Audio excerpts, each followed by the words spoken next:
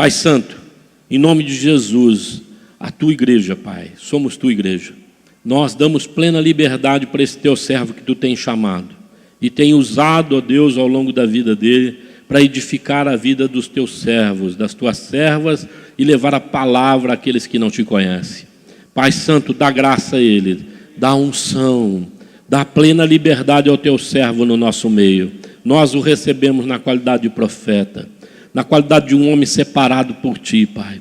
Usa ele para edificar as nossas vidas. Nós abrimos nossos corações para a palavra que o Senhor colocou na alma, na boca do Teu servo.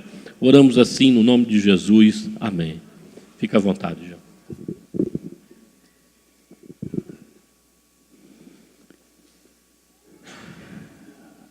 Amém? Quando uma introdução dessa, eu fiquei até sem palavras, viu? Mas eu prometo que eu recupero logo, né? Porque eu tenho... Aliás, eu fui exortado a pregar só 40 minutos, né? Ele nunca me ouviu pregar, mas eu acho que ele desconfia que eu sou daqueles que prega muito, né? Ou prega muito longo, mas eu vou tentar só ser bem objetivo hoje aqui. Uma coisa pesou muito no meu coração, mas antes de entrar nisso, eu queria realmente agradecer pelo privilégio de poder estar aqui com vocês. Eu conheço vocês por, talvez um pouco de osmose, se pode-se dizer assim, porque eu conheço seu pastor, né? Temos andado junto no conselho e numa amizade já há alguns anos, e tem sido bom, né, poder conhecer o Laércio e andar com ele. E isso tem sido um privilégio muito grande. E ele faz um tempo que ele vem me convidando para vir pregar e nunca dava certo. E finalmente deu certo de poder estar aqui, da gente estar junto aqui hoje. E eu agradeço a Deus pela confiança. E espero que Deus fale ao seu coração de algo que Deus tem trabalhado no meu coração. E na verdade nós vamos fazer um estudo um pouco... sobre a vida de um personagem do Novo Testamento, que é João Batista. Mas antes de entrar em João Batista, eu queria falar uma coisa de Paulo primeiro, para estabelecer uma coisa que tem a ver com aquilo que Deus tem realmente pesado no meu coração. Paulo, quando ele diz lá em 1 Coríntios capítulo 15, verso 9, precisa abrir, eu vou ler esses 3 textos rapidamente. Lá no verso 9 ele diz, porque eu sou o menor dos apóstolos, que mesmo não sou digno de ser chamado apóstolo, pois persegui a igreja de Deus. Obrigado, viu? E então ele diz, eu sou o menor dos apóstolos. Depois ele vai dizer lá em Efésios 3:8, a mim, o menor de todos os santos, me foi dada essa graça de pregar aos gentios o evangelho das insondáveis riquezas de Cristo.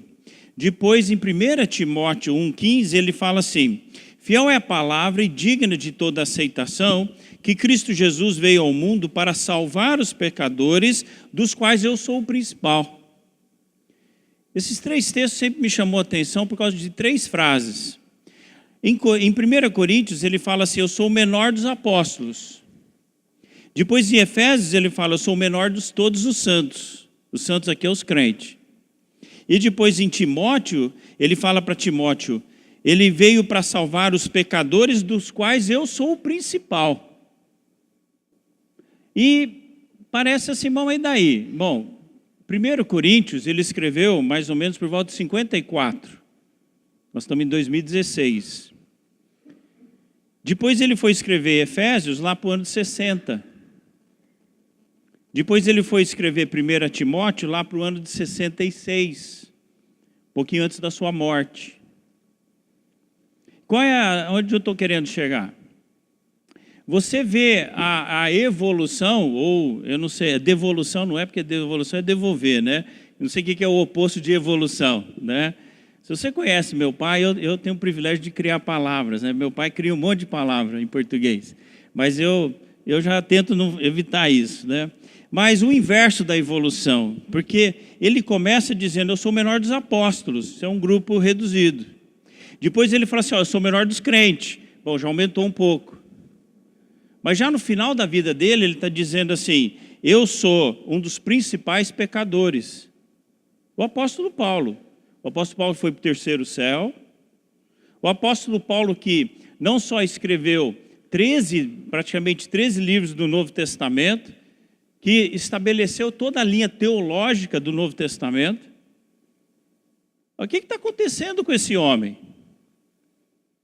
Por que ele fala, eu sou o menor dos apóstolos, depois ele vira e decide que ele é o menor dos santos, dos crentes, e depois no final da vida ele diz, não, eu sou o principal dos pecadores. Eu cheguei à conclusão que o que está acontecendo na vida de Paulo é uma coisa que tinha que acontecer na nossa vida.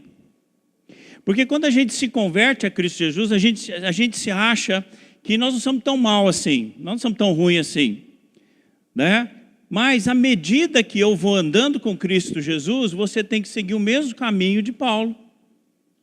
O que tem me chamado muita atenção é que muita gente hoje, né, tem muito pastor aí, não é difícil achar, que eles vão vir aqui e eles vão te falar o quanto que eles eram o principal pecador, depois eles passaram a ser o menor dos santos e hoje eles são um dos menores dos apóstolos. E olha que eles estão contando só uns 2 ou 3 apóstolos aí. E se você quiser ouvir o testemunho dele, compra o DVD depois do culto. Está mais ou menos assim. Onde você está querendo chegar? Pô, você já chega com os 2 pés no peito, chutando o pau da barraca e tudo mais. Eu sei. É que Deus começou a me incomodar muito com uma frase que João Batista disse quando ele viu Jesus. E ele, ao ver Jesus, ele disse, no final do diálogo ali em João 3, ele fala assim, é necessário que ele, Cristo, cresça e que eu diminua mais e mais. Essa frase tem me incomodado por um tempo, porque, e espero que me incomode o tempo suficiente, e eu espero que te incomode também um pouco hoje, para que você faça uma reflexão junto comigo com relação à própria vida de João Batista. Porque eu não sei onde você está na sua caminhada hoje com Cristo Jesus, mas você precisa ir entendendo que aquela graça salvadora que te alcançou, aquilo que te trouxe salvação e a vida nova é coisa tremenda. Mas Deus sabe realmente quem você é e Ele sabe o que Ele realmente quer fazer e realizar e alcançar na sua vida, como Ele também queria saber o que ele queria fazer com a vida de João Batista. Por quê? Daqui a pouco você vai entender. É necessário que ele cresça e que eu diminua. Convém que Cristo cresça e que eu diminua mais e mais, diz uma das outras traduções. Por que eu estou pensando nisso? Eu quero que você grave isso, que você pense, poxa, Paulo começou se achando dos apóstolos e foi, à medida que Deus foi revelando, ele foi entendendo, ele também foi entendendo cada vez mais quem ele realmente era em Cristo Jesus. E nós precisamos desse entendimento. Por que nós precisamos desse entendimento? Porque no nosso andar diário com Deus, nós precisamos lidar com situações das mais adversas. O Pércio já tinha me falado desse primeiro corte. Aí, para minha surpresa, eu estou sentado aqui ouvindo já de um segundo situação, agora lá para o meio do ano. Então, a gente sabe que muitas vezes a nossa vida ela é volúvel, ela pode receber coisas tanto boas como difíceis e ruins. Quem diria que o real e tudo que o real representou por tantos anos estaria na situação que nós estamos hoje, já praticamente com o segundo impeachment, ou pelo menos a caminho já está. Quem diria isso há 4 anos atrás? Quem falava em crise há 4 anos atrás? Nós não falávamos em crise no Brasil, porque o real tinha se consolidado e blá, blá, blá, blá, blá, blá, blá, blá, e estava tudo bem. Mas hoje, o que me chama muita atenção é andar pela cidade e ver placa após placa, de aluga-se ou vende-se, aluga-se ou vende-se, aluga-se ou vende-se, e vendo coisas fechando, né? Subindo a Independência, a Band de Pães fechou. Um lugar onde eu tomava café no shopping fechou. E está assim. E como é que nós reagimos com isso? Como é que isso afeta o seu coração? E eu quero que você entenda um pouco disso na ótica da vida de João Batista. Você está com a sua Bíblia aí? Segura na mão aí que nós vamos ver rapidamente vários textos, pegando alguns pedaços da vida de João Batista. Primeiro, nós não vamos ler, mas lá em Lucas 1, você pode já abrindo lá em Marcos capítulo 1, mas Lucas capítulo 1 começa a descrever o nascimento de João Batista, tem a revelação para Maria e depois realmente todo o processo do nascimento de João Batista. E se você for ler o capítulo inteiro, um capítulo de sei lá, 60 e tantos versículos, você vai perceber algumas coisas. Primeiro, você vai logo descobrir no começo da leitura que Isabel é estéril, que é a mãe de João Batista. Ambos, ela e o seu pai Zacarias, o pai de João Batista, Zacarias, ambos eram velhos.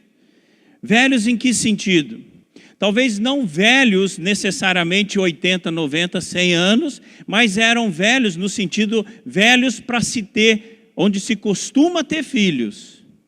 Eles já eram velhos para ter filhos.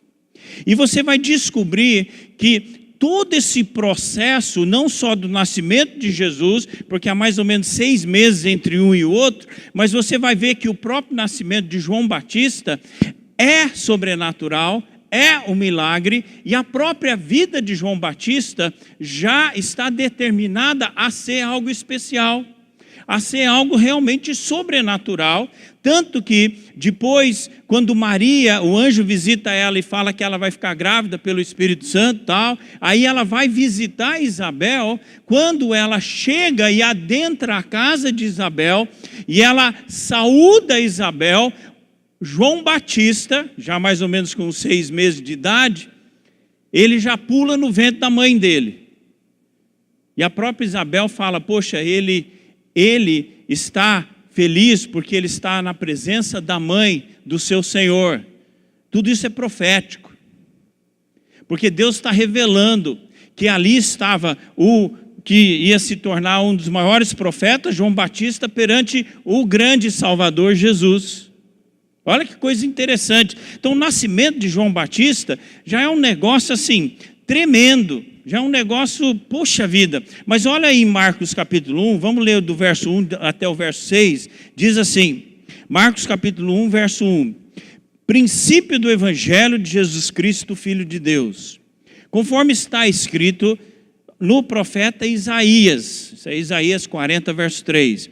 Enviarei à tua frente o meu mensageiro, ele preparará o teu caminho.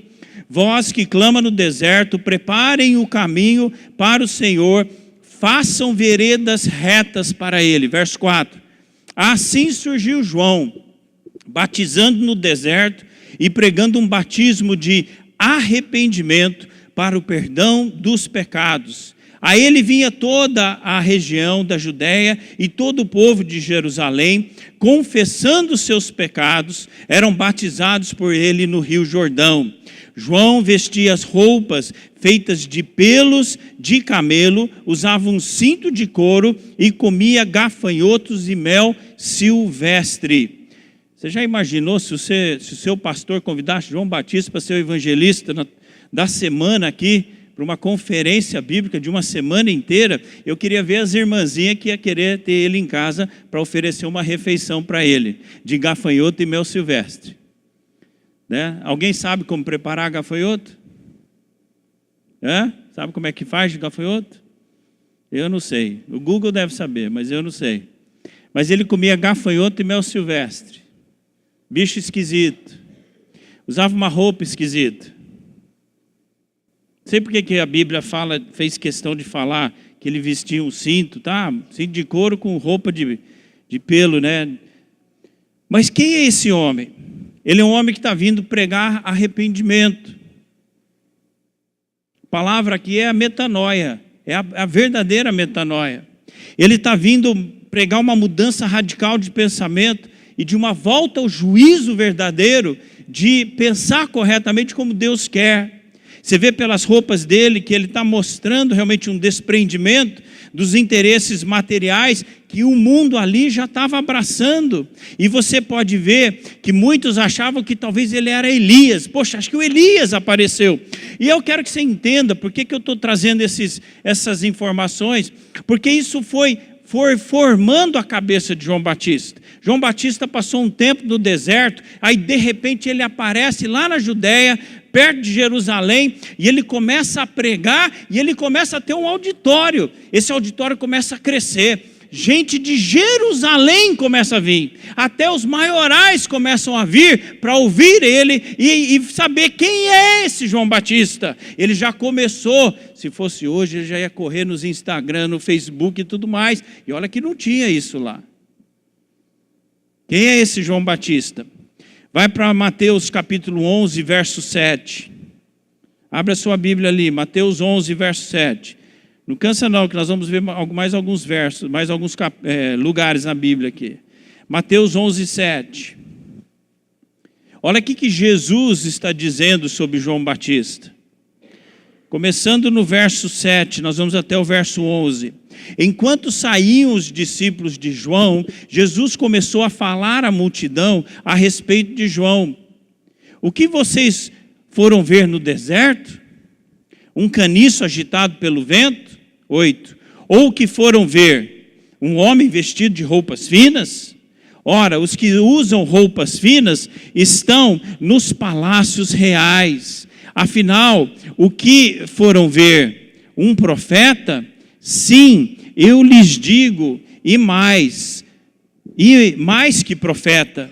Este é aquele a respeito de quem está escrito: enviarei o meu mensageiro à tua frente, ele preparará o teu caminho diante de ti.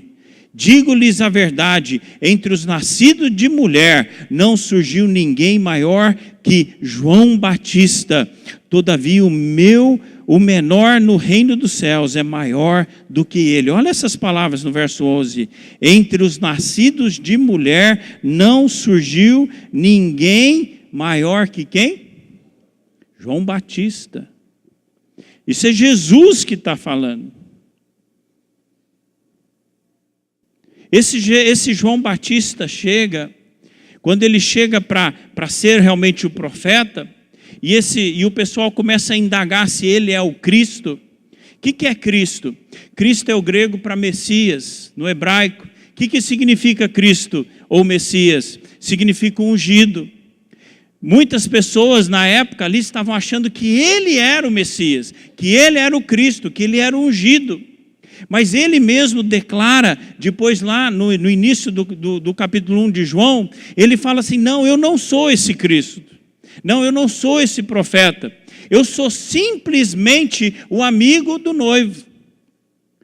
E aí a gente lê isso e fala assim: que legal, ele é o amigo do noivo, né? Quem casou aqui já teve vários amigos, né? Você chama uns 5 ou 6, você chama de padrinho, você chama de testemunha, você chama de, sei lá. Mas é os seus amigos que você convida, né?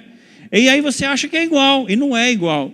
Porque o que era um amigo do noivo ali?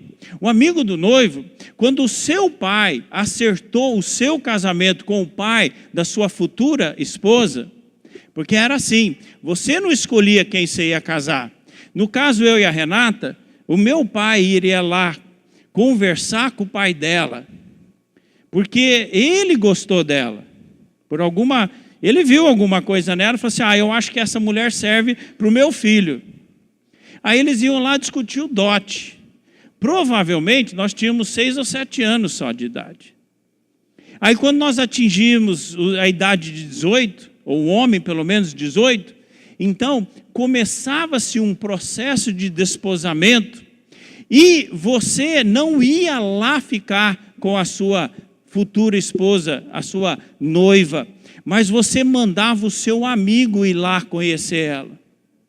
E o seu amigo é que ia conversar com ela, e ele voltava e te contava quem ela era. De certa forma, esse amigo namorava a sua noiva para saber quem ela era e voltava para te avisar. Alguns estão com umas risadinhas assim, falam assim, nossa, eu estou frito, eu jamais ia casar, porque eu não tenho um cara para confiar assim. Os meus amigos, eu jamais confiaria nesses caras assim. Que é isso? O cara ia fugir com a minha noiva. Pois é assim mesmo. Mas o pessoal lá levava a sério esse negócio. E eles entendiam, e João Batista, quando ele declara, não, eu sou o amigo do noivo, ele está dizendo o quê? Vai chegar um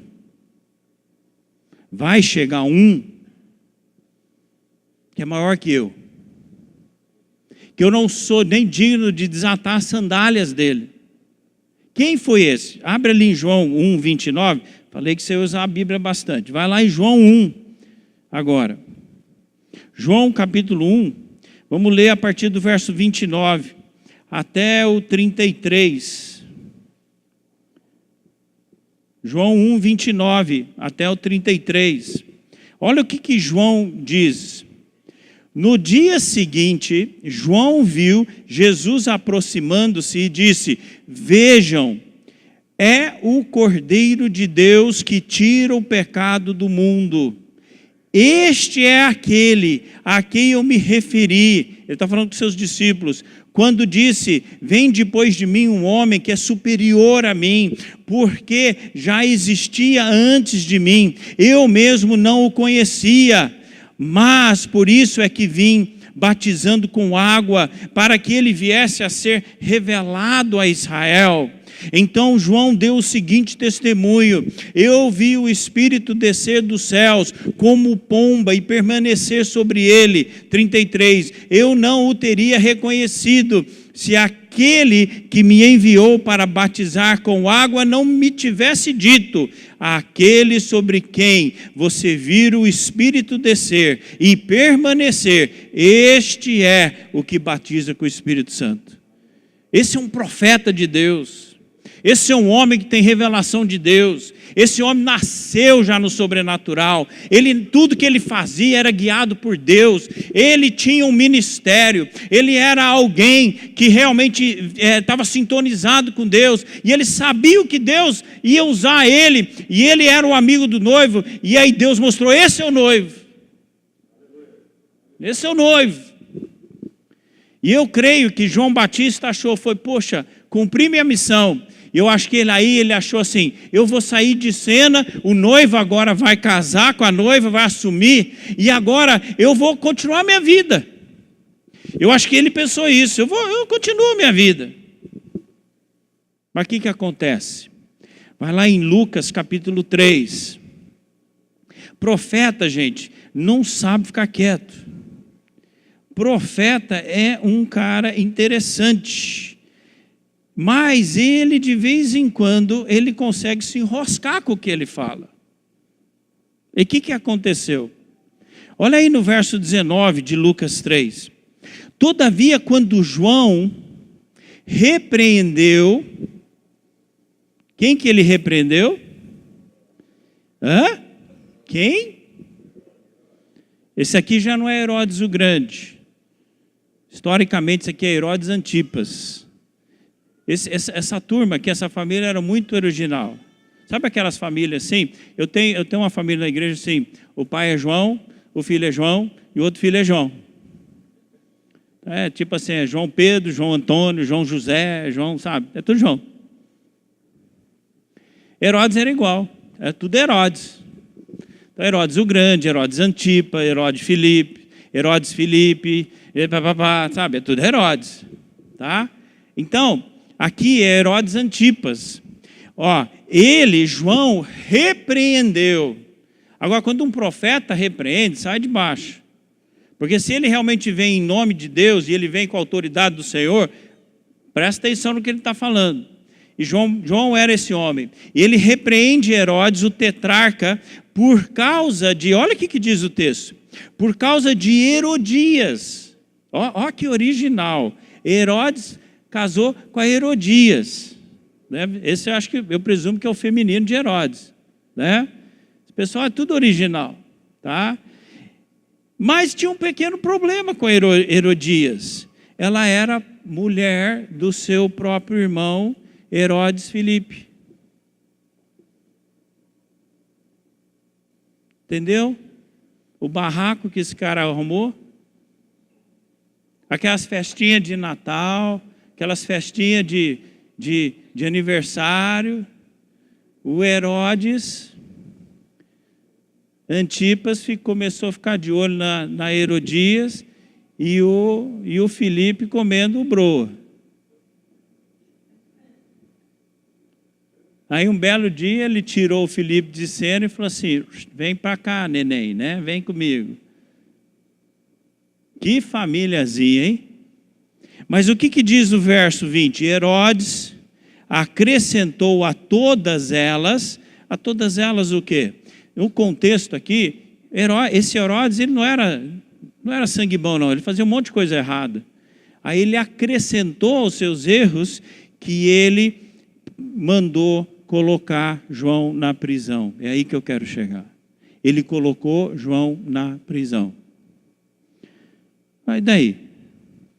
O que acontece então com João? Alguma coisa acontece com João. Por que eu falo isso? Mais um texto. Vai lá em Mateus capítulo 11. Só que agora vamos ler o verso 1 a 6. Nós tínhamos lido do 7 em diante. Agora vamos ler do 1 a 6. Aí você vai entender. Mateus capítulo 11, verso 1 até o verso 6. Diz o verso 1. Mateus 11, 1. Depois que terminou de instruir seus 12 discípulos, Jesus saiu para ensinar e pregar nas cidades da Galileia. 2. João, ao ouvir na prisão o que Cristo estava fazendo, enviou seus discípulos para lhe perguntarem: és tu aquele que haveria de vir, ou devemos esperar algum outro? Jesus respondeu: voltem e anunciem a João o que vocês estão ouvindo e vendo. Os cegos veem, os mancos andam, os leprosos são purificados, os surdos ouvem, os mortos são ressuscitados e as boas novas são pregadas aos pobres. Agora olha o verso 6. E feliz é aquele que não se escandaliza por minha causa. Por muito tempo eu fiquei tentando entender por quê. Porque até o verso 5 está tudo ok. Não é difícil de entender. Jesus é o Deus dos milagres. E acompanhado desses milagres vinha a pregação do reino. Beleza, isso não é difícil. Mas por que a resposta que Jesus deu aos discípulos de João, ele falou do óbvio, que eram todos os milagres e tudo, e a pregação, mas ele acrescentou: mas feliz é aquele que não se escandaliza comigo. Eu quero que você absorve esse pensamento. Por que Jesus disse: feliz é aquele que não se escandaliza comigo? Jesus não tinha falado com João Batista, Jesus não tinha visto João Batista, mas Jesus sabia que pelo fato de João Batista estar na prisão, ele estava em crise.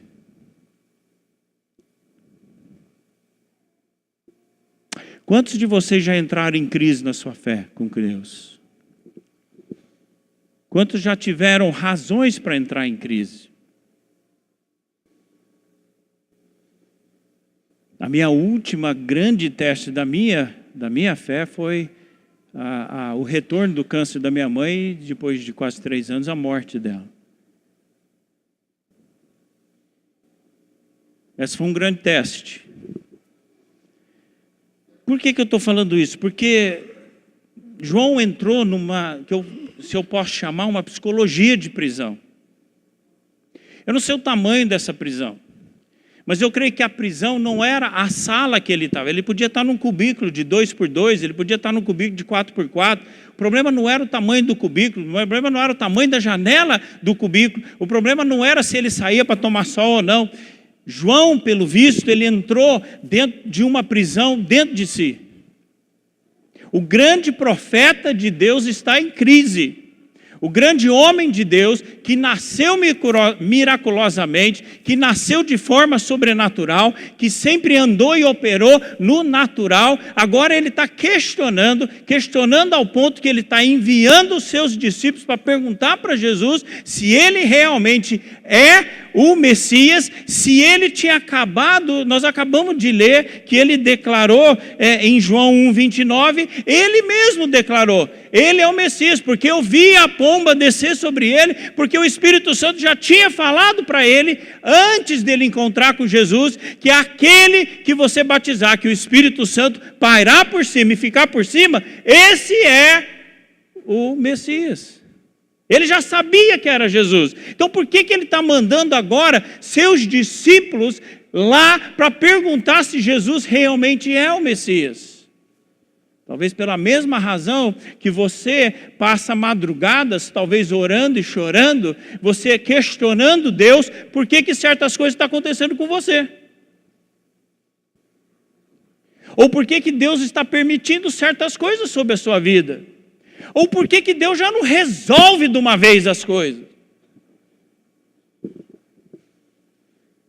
Eu sirvo um Deus de cura. Mas eu tive que ver minha mãe ser curada, colocando o corpo dela num caixão e colocando debaixo de 2 metros de chão. Mas ela foi curada, porque ela é crente em Cristo Jesus. E quando ela foi recolhida pelo Senhor, ela foi para o céu. Então ela foi curada. Mas a princípio não era exatamente essa cura que eu estava pedindo. Eu estava pedindo uma cura mais terrena. Mas quando nós somos deparados com situações das mais diversas, como nós reagimos? Nós, como crentes, não podemos entrar nessa psicologia dessa prisão. Nós não podemos deixar as situações, elas gerarem dúvidas, elas quebrar o nosso espírito, tirar a nossa fé e realmente nos colocar num lugar que praticamente tira a nossa vida. Porque muitas vezes nós somos deparados com situações, e das mais adversas, situações que talvez para mim, eu vou olhar e não vou achar tão absurdo assim, mas de repente tem áreas da minha vida que você também não vai achar tão difícil assim, e eu acho que é a coisa pior que poderia acontecer a um ser humano. Então não é trocar figurinha, mas é você avaliar dentro da sua vida o que pode gerar prisões em sua vida, que vão realmente mexer com a sua fé, que vão mexer com quem você é em Cristo Jesus. E você precisa entender quem você é em Cristo Jesus. Porque a partir do momento que você aceitou a Cristo Jesus, e o Senhor Jesus entrou na sua vida, e você é salvo em Cristo Jesus, o Espírito distribui dons, Deus dá chamado para a tua vida, Ele traz propósito para você contribuir com a vida da igreja. Você não é uma ameba que você só vem receber, você vem receber para você poder crescer, mas você vem para depois você poder contribuir para o reino de Deus, através da igreja de Cristo Jesus. Mas muitas vezes o que acontece? A gente entra em algumas situações que nós nos escandalizamos. A palavra que Jesus usou aqui no original, ela significa quando é colocado uma pedra de tropeço, um obstáculo no caminho, sobre o qual outro pode tropeçar ou cair, e o outro é você. Na verdade, se põe um obstáculo e você vai lá e tropeça. Ela também significa ser ofendido. Ela também pode significar ser seduzido ao pecado. Ela também significa fazer uma pessoa começar a desconfiar e a abandonar alguém em quem ela deveria confiar e obedecer. Quem que é esse alguém aí? O próprio Deus. Quantas pessoas, quando elas foram deparadas com situações difíceis, e você, talvez você usou esse argumento com Deus, eu acho que talvez a maioria de nós já usamos esse argumento com Deus. Deus, eu aceitei o Senhor, e a coisa era para ser mais fácil. O Senhor era para resolver a coisa mais rápido. O Senhor era para resolver a coisa mais simples, Senhor. Por que o Senhor está permitindo isso? Porque eu, Deus. Quantos aqui já fizeram essa pergunta para Deus? Por que eu?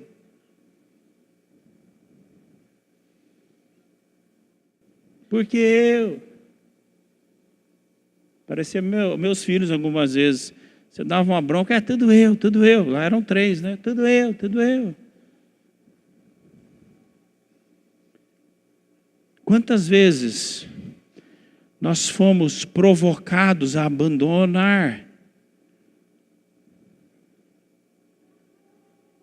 Porque nós não estávamos conseguindo entender o que Deus estava querendo produzir.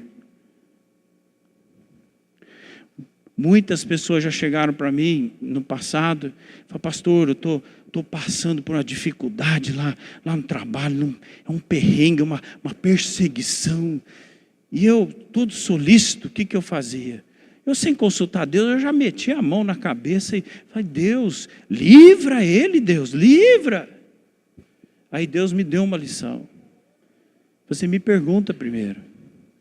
Porque talvez essa perseguição que eu estou permitindo realmente é perseguição, mas é eu que estou provocando, porque eu vou trabalhar o caráter dele. E se eu tirar ele de lá, o caráter dele não vai ser trabalhado. Então deixa ele lá. Eu não achei até agora que quando me vem fazer esse pedido: pastor, eu estou sendo perseguido no trabalho, ora por mim. E eu ponho a mão sobre a cabeça dele e falo: Deus, o Senhor sabe que o nosso ímpeto aqui nesse momento é pedir libertação. Livra ele amanhã. Mas, se o Senhor está nessa, e o Senhor está promovendo isso, fica. Aí você já vê o cidadão querendo, né? Não foi isso que eu pedi. Você entendeu errado. Não foi isso que eu pedi. E a gente fica magoado com Deus. Você já ficou magoado com Deus?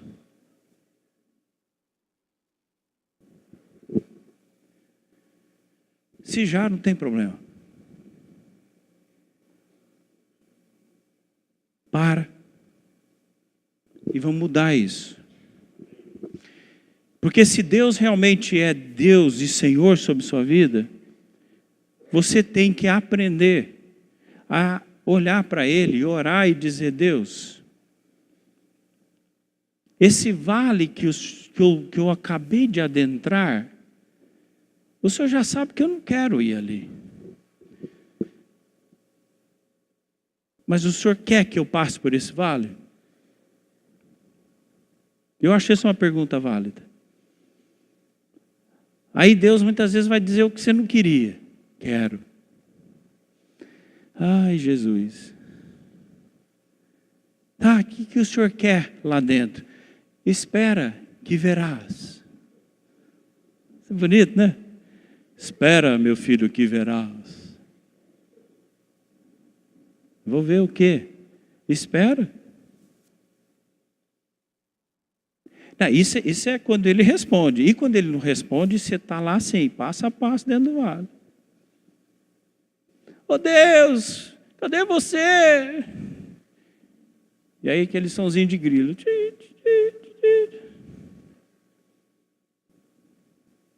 Você se escandaliza? Ou você realmente confia em Deus e você confia no que Ele está fazendo e você confia no que Ele está querendo promover sobre você e você deu realmente carta branca para Ele fazer o que Ele quer sobre você. Então se é vale, não tem problema. Ah, é vale de sombra de morte, não tem problema, porque eu sei que eu vou passar do outro lado e eu vou chegar uma hora nos pastos verdes, eu vou chegar na hora que eu vou sentar numa mesa na frente dos meus inimigos, eu sei que eu vou chegar numa hora onde tudo aquilo que o Salmo 23 promete vai acontecer sobre minha vida. E eu não passo por esse processo escandalizado. Eu passo por esse processo realmente firme no Senhor. Do jeito que eu estou falando, parece tão fácil, né? Sei muito bem o quanto que é difícil, o quanto que não é gostoso, muitas vezes, o quanto que você tem que deparar com certas situações e aquilo te consome, aquilo te rouba o sono, aquilo te faz acordar de madrugada, aquilo pode produzir, é suficiente, porque num ser humano normal produziria até úlcera, nem gastrite, já úlcera de uma vez. São situações, mas o que será que Deus está querendo de mim?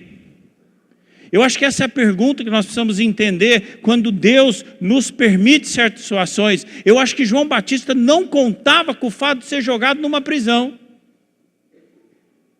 Eu acho que João Batista, no meu entendimento, ele estava contando e ele estava satisfeito em ser amigo do noivo. Ele não precisava estar mais no centro das atenções, porque agora chegou o dono das atenções, que é Jesus. Isso não tem problema, mas eu tenho certeza no meu coração, eu acho que eu não estou errado em dizer, João Batista não contava de ir para a prisão. Ele era um homem de Deus, ele era um homem que foi fiel ao Senhor desde o seu nascimento, ele seguiu tudo à risca, e é isso que é a paga que eu recebo pela minha fidelidade, ser jogado na prisão.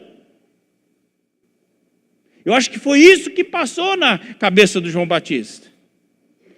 E meus irmãos, é o que passa muitas vezes na tua cabeça.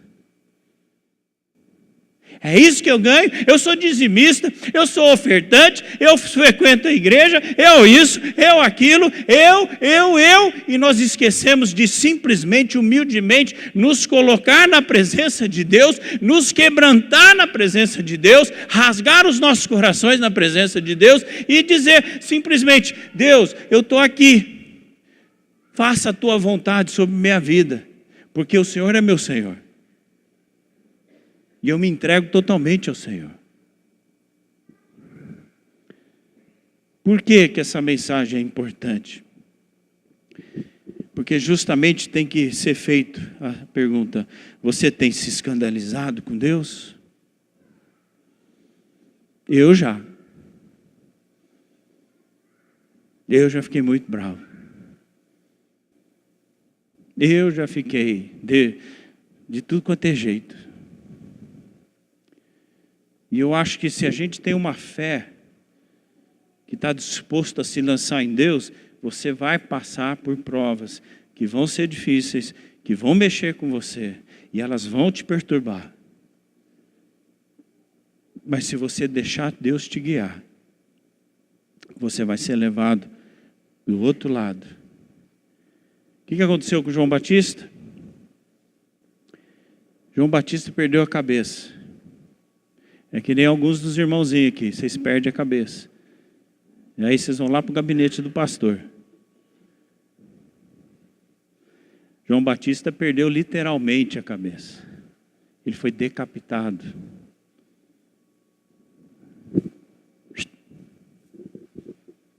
Que fim para um grande profeta de Deus. Poxa, como Deus foi injusto com ele, né? Será? Se você pensa que Deus foi injusto com ele, é porque você está seguindo a linha de que você é dono e você é Senhor, e não Deus. Porque se Deus é realmente Senhor, tanto faz o jeito que você vai morrer mesmo dia. Tanto faz se você morre mais cedo, mais tarde, você é do Senhor. Falei, pô, pastor, eu me vesti, eu vim aqui no culto para receber uma palavra e você me joga uma palavra dessa? Pois é. Por quê? Porque Deus quer salvar as nossas almas. Porque o mundo está enfiando na tua cabeça de segunda a sábado que você tem que ter, você tem que ser, você tem que possuir, você tem que teteté, E você está dando trabalho para Deus, porque Deus está tendo que arrancar tudo isso de você. Deus está tendo que te desnudar na presença dEle. Literalmente talvez, mas pelo menos em pensamentos, em coração. Porque Ele quer que você entenda que realmente Ele é Senhor. E realmente você tem que entregar para Ele. E ao entregar para Ele, Ele vai levar isso a sério. Ele vai fazer o que Ele quer. Ele vai realizar o que Ele quer. E eu te garanto uma coisa. Vale a pena. É preferível estar na mão de Deus do que estar na mão do diabo. Davi sabia disso. Vai lá ler. O profeta chegou para ele e falou assim, ó, você foi instigado pelo diabo. Você fez aquele censo, tudo errado. Deus está te dando 3 opções. Você cair na mão do teu inimigo por 2 meses, o segundo eu não lembro, e 3 dias na mão de Deus. Qual foi a escolha de Davi? Davi falou assim, eu prefiro cair na mão de Deus, porque Deus é misericordioso. A peste durou 1 dia, clamaram, acabou, não ficou os 3 dias, ficou 1 dia só. Porque Deus é um Deus de misericórdia. Porque se ele tivesse optado, eu sou guerreiro, eu tenho um exército enorme, 2 meses, eu aguento 2 meses os meus inimigos, ia ficar 2 meses lá apanhando. E ainda depois disso, ainda tem que passar a segunda prova, porque repetiu a primeira. Mas como ele escolheu direito, ele não passou 3 dias, passou 1 só. É isso que Deus está querendo que você entenda. Deus está te convidando para um aprofundamento. Deus tem nos convidado lá na Batista Livre, está te convidando para uma intimidade maior com Deus, aonde realmente Ele pode te quebrar em tudo, em um monte de sentido, pode te quebrar financeiramente e te levantar, Ele pode fazer o que Ele quer, porque nós declaramos Ele como Senhor absoluto das nossas vidas. João tinha Deus como seu Senhor, mas João se abalou, e eu acho que foi mais para que as Escrituras registrassem, porque Deus sabia que haveria um monte de outros Joãos, um monte de outros tipos de João, que vão entrar em prisões, e elas vão passar por todo esse sentimento, e vai gerar toda essa perturbação, e Deus vai ter que tratar isso. Então, Ele registrou isso para que nós pudéssemos entender. Então, não importa o que estiver acontecendo, nós precisamos olhar para Deus e nós precisamos crer que não importa o que passe na nossa vida ou o que aconteça na nossa vida, Deus vai nos levar até o fim. Seja que esse fim seja ser recolhido para a glória. Ou até que fomos recolhidos para a glória.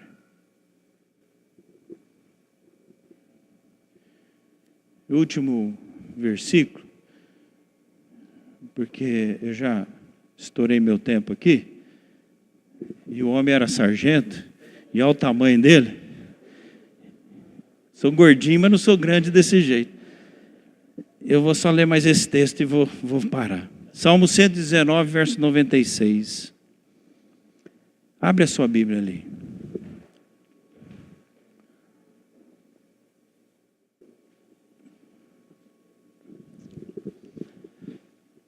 Salmo 119, verso 96.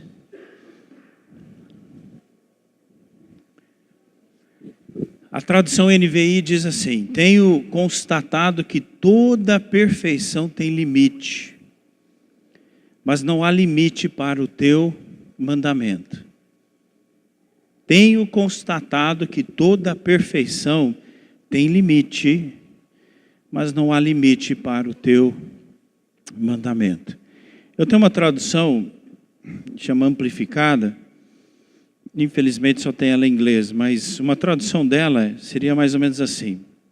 Ela amplia o original, no caso aqui o hebraico. Ela fala assim: eu tenho visto que tudo que é humano tem seus limites e fim, não importando quão extensivo, nobre e excelente. Vou repetir.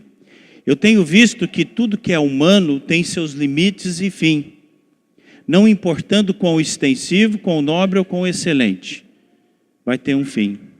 mas seus mandamentos são extraordinariamente amplos e se estendem sem limites para dentro da eternidade. Vou repetir. Mas seus mandamentos são extraordinariamente amplos e se estendem sem limites para dentro da eternidade. Por que eu estou lendo esse verso? Tudo aqui tem limite, gente. Tem um fim. Os vales têm fim. Tudo tem fim. Doença tem fim. Algumas vezes o fim dela não é exatamente o que a gente havia pedido, mas a própria morte física é um fim. Ah, mas eu estou quebrado, eu estou devendo, uma hora tem fim. Mas o que o salmista está dizendo, porque ele tem 176 versos, não me fala a memória, só falando da palavra de Deus. E nesse verso não é diferente. Ele está falando assim, mas o que Deus fala, através da sua palavra, ela é ampla e ela vai te levar para dentro da eternidade. E Deus manda que nós sejamos fiéis. Deus nos manda que nós confiemos nele. Deus nos ensina a nós declararmos ele como Senhor das nossas vidas. Deus ensina a entrega das nossas vidas ao Senhor. Deus ensina que nós realmente devemos viver realmente como Deus é quem é Deus de verdade, ele que manda em tudo isso. E quando nós fazemos isso, isso vai nos levar para dentro da eternidade. E vai nos ajudar a suportar todo o tempo que nós tivemos aqui nessa terra. Então que Deus nos ajude, que Deus te ajude. Por quê?